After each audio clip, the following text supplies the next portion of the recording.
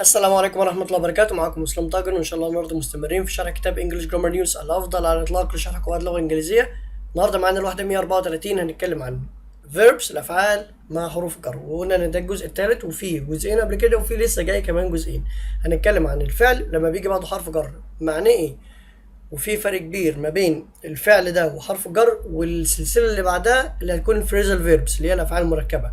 فرجاء اكتب الفعل وحرف الجر ومعنى ايه بايدك عشان ما تتلخبطش. النهارده هنتكلم عن الافعال مع حرفين about of.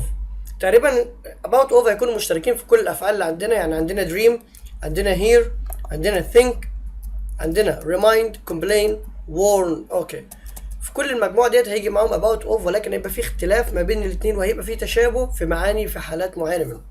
ان شاء الله ده درس النهارده. كالعاده لا تنسى دعمك المباشر، لايك شير سبسكرايب، فعل زر الجرس. فوق عندك بطاقه فيها كل حلقات انجلش جرامر نيوز، اضغط عليها من الاول للاخر هتلاقي كل الكتاب قدامك باذن الله، لان الحمد لله اوشكنا على الانتهاء منه. كفايه كده في المقدمه، ولنبدا يا ساده درس جديد. بسم الله.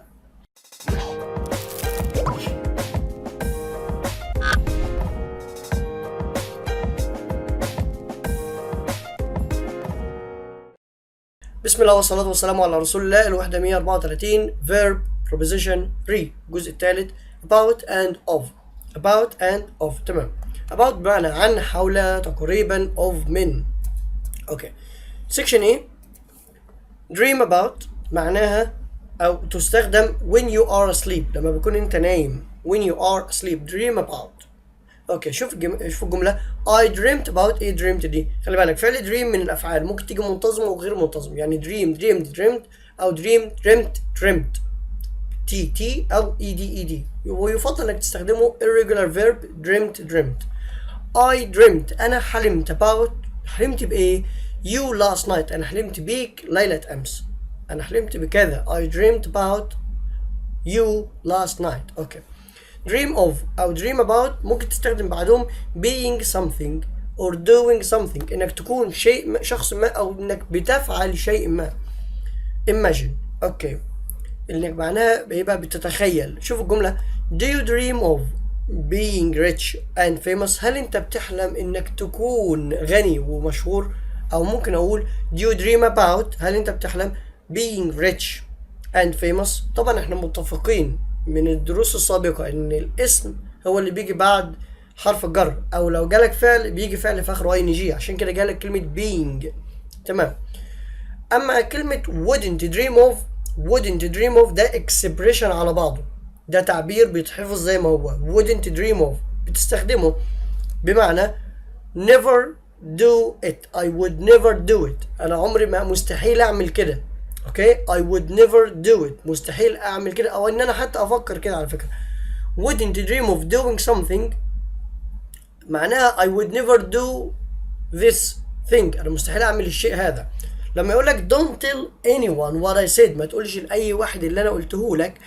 no، انت ما بترد عليه no I wouldn't dream of it. I wouldn't dream of it. كلمة I wouldn't dream of it معناها I would never do it. I would never tell anyone what you have told me. أنا مستحيل إن أنا أقول أي شخص اللي أنت قلته لي.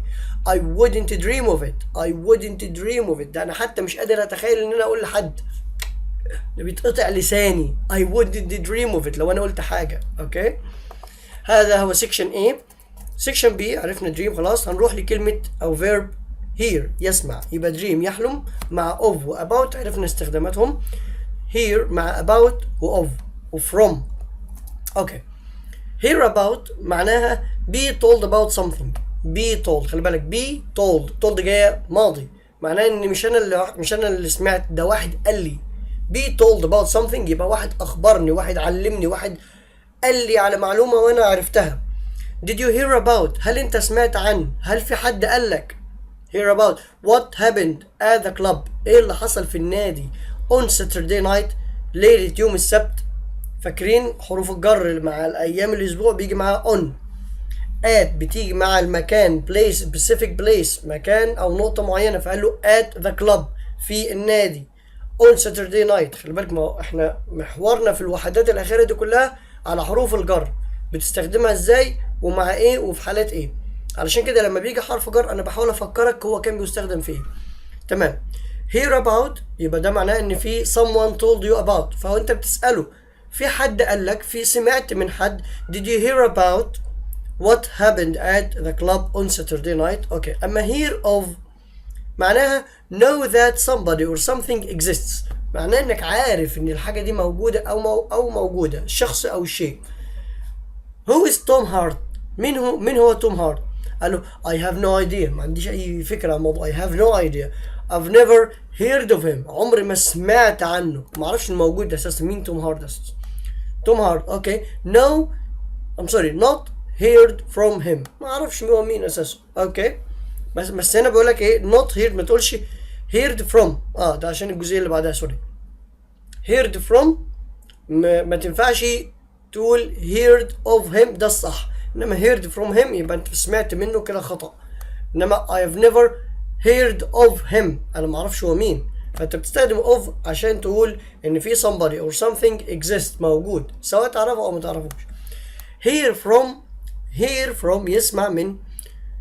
receive a letter انك بتستلم خطاب، او phone call او مكالمة هاتفية، or message او رسالة from somebody من شخص ما، ده معناه انك بيوصلك معلومة اما عن خطاب او تليفون او رسالة. have you heard from Jane recently؟ سمعتش اي حاجة؟ ما سمعتش اي حاجة. هل سمعت اي شيء عن جين مؤخرا؟ ما عندكش اي اخبار؟ heard from Jane، اي اخبار من جين؟ yes نعم. she phoned a few days ago، هي اتصلت من كام يوم فاتوا. a few في فرق قلنا ما بين a few و few قليل و a few برضو قليل، ولكن few قليل لا يكفي، a few قليل ويكفي. ده معناه ان a few days ago دي من ايام، من كام يوم كده معقولين يعني، سمعت منها قريب. تمام. يبقى دي استخدامات here مع about و of، وعندنا زيادة منهم كام؟ from. تمام. في section C think about or think of، يا ترى في اختلاف قوي كبير كده؟ شوف المفاجأة هتلاقيها في الآخر. when you think about something، لما انت بتفكر في شيء، you consider it، انت بتعتبره، يعني انت بتتأمله. you concentrate your mind، انت بتركز تفكيرك on it، عليها. يبقى خلي بالك استخدام think about، انت بتعمل تفكير وفوكس على المعلومة اللي اتقالت لك عشان تقرر بعدها او انك تشوف هتعمل ايه بعدها. فلما اقول لك I have thought about، انا فكرت كويس about فيما what you said اللي انت قلته، and I've decided to take your advice، وقررت ان انا اخد بنصيحتك. يبقى think about ده معناه ان انا فكرت في الكلام اللي انت قلته، ونتيجة ليه I have decided to take your advice، ان انا قررت ان انا اخد بنصيحتك. would you lend me the money؟ انت هتسلفني فلوس؟ I'm sorry will you lend me the money، انا قلت will you lend me the money؟ هل ستسلفني فلوس؟ هل ستعيرني بعض المال؟ قال له I'll think about it، خلينا افكر فيها الاول. I'll think about it، يبقى استنى اشوف الاول حسبتي معايا فلوس قد ايه، ممكن اعطي منها ولا ما اعطيش، انا محتاجهم مش محتاجهم. عشان كده قال له I'll think about it. تمام. قال له when you think of something، لما انت بقى تفكر في شيء ما، the idea comes to your mind، الفكرة بتيجي في دماغك او بتحضر في ذهنك. يبقى think about الفكرة بتعرض عليك وانت بتفكر فيها. تمام. انت بتفكر فيها وبتتأملها. think of الفكرة بتعرض فجأة في ذهنك او حد بيقولها. شوف كده he told me his name، هو قال لي اسمه but I can't think of it now، انا مش I can't think of it now، مش قادر اجيب اسمه طاير. I can't think of it now، الايديا بتاعت اسمه مش جايه في ذهني حاليا. not think about it، ما ينفعش احط في الموقف ده think about it. that's a good idea، دي فكره جيده. why didn't I think of that، هو انا ليه ما جاتش في دماغي الفكره دي، ليه ما فكرتش في الكلام ده، ليه الفكره دي ما حضرتش في ذهني. not think about that، لان think about that واحد بيقول لك الفكره، او الفكره بتكون معروضه عليك وانت بتتاملها وبتفكرها وبتركز فيها عشان يحصل لك منها. انما think of لا، الفكره تعرض كده لسه بتبدر في الذهن. we also use، احنا ايضا بنستخدم think of when we ask or give an opinion، دي الشائعه والعامه اللي احنا نعرفها. think of لما انا بدي او بعرض، ask بسأل سؤال او بعطي رأي. شوف كده المثال what did you think of the film، ايه رأيك في الفيلم. what did you think of the film، خلي بالك I didn't think much of it، I didn't think much of it. I didn't like it much. الاستخدام غير شائع. I didn't think much of it مش معناه ان انا ما فكرتش فيه كتير، ده معناه ان انا ما حبيتش الفيلم. يفضل لو تحب تزود المعلومة دي عندك انك تستخدم بدل ما تقول I didn't like it much ممكن تقول I didn't think of it much. I didn't think much of it. Sorry. I didn't think much of it. ان much تيجي قبل of. The difference is شوف بقى. The difference is sometimes very small. الاختلاف قليل قوي لدرجة ان احنا ممكن ما نفرقش ما بين of و about مع think. الاتنين يعتبروا عادي بالنسبة لنا. And you can use of or about. ممكن تستخدم الاتنين بس مش في كل الحالات، هي حاجات كده بسيطة ما بيفرقش قوي الفرق ما بينهم. When I'm alone عندما أكون أنا لوحدي when I'm alone I often think of you. والله بفكر كتير فيك أو بفكر بتكرار فيك. I often think about you. الاتنين هنا واحد. You can say يمكنك أن تقول think of or think about doing something for possible future actions للحاجات اللي هتحصل في المستقبل وعارفين انها هتحصل. My sister is thinking of going to Canada. اختي بتفكر انها تروح لكندا. My sister is thinking about going to Canada. يبقى she is putting this in consideration. حطها في اعتبارها انها ان شاء الله في المستقبل هتروح كندا. واحنا عارفين ان فعل think والقاعده دي انا قلت انها مش موجوده في English Grammar News. الستيتيف verbs الافعال الساكنه دي مجموعه من الافعال زي المشاعر والاحاسيس والتفكير والاعتقادات ما بيتحطش في الجيرند، ما بتتحطش في الاي ان جي، ولكن فعل think لما بيكون ان الفكره دي قائمه الان او المعنى اتغير عن ان هو يعتقد انها بتفكر دلوقتي في الفكره دي وتنتهي بعد شويه ينفع نضيف لها ان جي، ودي اكسبشن. وده ان شاء الله هيبقى في كتاب اخر ناوي اشرحه باذن الله للقواعد. يعني اذا كان انجلش جرامر نيوز انا شايفه على القمه او هو اجمال في الشرح، فكره اجمال او تفصيل بعد اجمال الكتاب التاني ده هو التفصيل، هيبقى رائع ان شاء الله ويعجبكم. بس خلونا نأجل الكلام عنه دلوقتي لحد ما ننتهي الاول من انجلش جرامر نيوز. اوكي عرفنا think مع about وthink مع of. think مع about انت بتفكر الاول في الشيء وبتعمل له اعتبارات وابعاده وكل حاجه. اما think of لا، it just came into your mind، لسه الفكره جايه في دماغك او لسه واحد قايلها قدامك دلوقتي. اما remind about و remind of، اعتقد remind بمعنى يذكر وسهله قوي بالمعنى كده. remind somebody about فكر شيء عن. tell somebody not to forget انت بتفكرني ان انا ما انساش الحاجه دي. I'm glad you reminded me انا مبسوط انك فكرتني about the meeting عن الاجتماع. I'd completely forgotten about it كان زماني نسيته تماما. اما remind somebody of انك تفكر شخص ما بشيء بقول لك cause somebody to remember انك بتعمل له حاجه كده بتفكره انت، تمام؟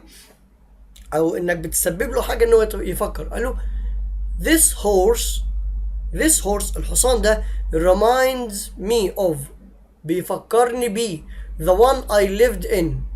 انا قلت horse my mistake اسف، بس انا جعان ومستني الغدا. This house هذا المنزل reminds me بيذكرني of the one المنزل او البيت. the one تعود على المنزل واحنا شارحين قبل كده ان كلمة one ممكن تيجي تعود على شيء ذكر قبله. the one I lived in اللي انا عشت فيه when I was a child عندما انا كنت طفل. This house reminds me of، اوعى هنا تحط reminds me about. ليه؟ لان about ان في شخص بيخبرك بالشيء، يقول لك ايه tell somebody not to forget انت بتفكره بحاجه انه ما ينساش. انما هنا المنزل مش هيفكرك بحاجه ما تنساش، ده هو بيذكرك بحاجه انت كنت ناسيها او سبب لك الاحساس او الشعور انك افتكرت شيء، زي مثلا البرفيوم. This perfume reminds me of the one that my father bought to me before. البرفيوم اللي ابويا اشترى لي زيه قبل كده، فانا استخدمت reminds me of ما قلتش reminds me about. ركز في الجزئيه دي. ف reminds me of cause somebody بيسبب للشخص حاجه to remember انه بيتذكر. Look at this photograph of Richard. بص كده للصوره دي بتاعت ريتشارد. واو. Who does he reminds you of؟ I'm sorry. Who does he remind you of؟ هو بيفكرك بمين؟ Who does he remind you of؟ شوف البوستر ده، شوف اللي موجود في الصورة دي بيفكرك بمين؟ شكل مين؟ reminds you of، ما تقولش reminds you about. اوكي. Section E complain. يشكو او يشتكي. complain احنا شرحنا قبل كده مع to من درسين فاتوا تقريبا. complain to somebody about. complain بمعنى يشكو. complain يشكو لشخص يبقى تقول complain to. طب ممكن اقول complain عن الشيء على طول؟ ممكن تقول complain about وتقول المشكله على طول، ما فيش مشكله. يبقى انا عندي complain لها استخدامين اساسيين. complain to somebody about واقول الشيء اللي انت بتشتكي منه، فبقول لك say that you are not satisfied، انك مش راضي من حاجه، ان في مشكله عندك وانك بتشتكي منها. اوكي. we complained to the manager، احنا اشتكينا للمدير of the restaurant، مدير المطعم، about the food، عن الاكل، الطعام مش لذيذ. او ممكن اقول we complained about the food، احنا اشتكينا من الطعام او عن الطعام، مشكلتنا كانت الطعام. عايز اقول انا اشتكيت لمين عن المشكله، الاتنين صح، سواء عايز تستخدمها كده او كده. اوكي. طيب نشوف كده، دي كانت complain about. complain about مش قلت complain about انك مش راضي عن الشيء او في مشكله معاها، انت متضرر. طب complain of يشكو من، شوف بقول لك يشكو من، انا بشكو من في نغزه من هنا، في وجع هنا، في صداع، هي نفس الفكره دي. complain of a pain or an illness، الم او مرض etc الى اخره. say that you have a pain، ان انت عندك الم، يبقى complain of خاصه بالالم. complain about problems من صوت متضايق منه، من كتابه متضايق منها، من شخص متضايق منه. اوكي. we called the doctor، احنا اتصلنا بالطبيب because George was complaining of، كان يشكو من complaining of a pain in his stomach. a pain in his stomach، ألم في معدته. مش عارف my stomach مش باينة في الصورة، بس هي stomach معدة، ما تقولش stomach. تمام. section F warn. warn يحذر. فعل warn ممكن يجي مع الاثنين of و about، ولكن في اختلاف وفي ما فيش اختلاف. ازاي؟ warn somebody about انك بتحذر شخص ما من a person، من شخص او من شيء. يعني which is bad or dangerous or unusual، اللي هو سيء او خطر او غير عادي او استثنائي. نشوف etc. I knew he was a strange person، انا عارف ان ده شخص غريب. I had been warned about him، ده انا اتحذرت منه. I had been يعني تم التحذير ده سابقا مسبقا. warned تحذير اهو. about him عنه، قال لك ما تقولش warned of him، يبقى الاستخدام خطأ، يبقى warned about him. طيب هنشوف موضوع of ده. Vicky warned me، فيكي حذرتني about the traffic. أكن الجملة دي passive آسف reported speech. Vicky warned me، حذرتني about the traffic. She said، هي قالت it would be bad، ممكن يكون سيء. هي حذرتني من المرور، من الازدحام المروري، ممكن يكون سيء مكتظ، العملية خربانة. يبقى عرفنا warn somebody يبقى warn انت بتحذر شخص ما about عن اما شيء او شخص، ما فيش مشكلة. طيب warn somebody about or of a danger or something bad which might happen later. يعني انا ممكن استخدم about او of، بس of هي الخاصة بالموضوع ده، عن حاجة ممكن تحصل بعد كده. ازاي؟ scientists have warned us of the effects of global warming. العلماء حذرونا من مشاكل او الاثار للاحتباس الحراري. طب ممكن اقول scientists have warned us about the effects of global warming، الاتنين صح، ولكن of خاصة بالحاجة اللي ممكن تحصل في المستقبل، يعني انت بتحذرني من دلوقتي من حاجة تحصل في المستقبل. انما about خاصة بالاشخاص او الاشياء الخطر او اللي ممكن يحصل، زي ما شفت في المثال الاولاني، ما فيهاش اي مشكلة. انما حاجة لسه هتحصل، انت بتحذرني دلوقتي من حاجة تحصل، اما of او about، ما فيش فيها مشكلة، ولكن of خاصة بالجزئية دي. ان شاء الله الحلقة الجاية هتكون مع الافعال الجزء الرابع مع حروف جر، ولسه بعدها ان شاء الله الجزء الخامس، ومن اول الحلقة 137 لنهاية الكتاب ان شاء الله الحلقة 145 اعتقد هيبقى كلها عن الفريزل فيربس، الافعال المركبة. 9 حلقات عن الافعال المركبة اللي هي اغلب الناس بتغلط فيهم. ان شاء الله اتمنى ان الحلقة تكون وافية والشرح كان كافي. هذا بالله التوفيق والقاكم على خير. السلام عليكم ورحمة الله وبركاته، ودعواتكم عشان نخلص الكتاب على خير إن شاء الله. السلام عليكم ورحمة الله وبركاته، وسامحونا على التقصير.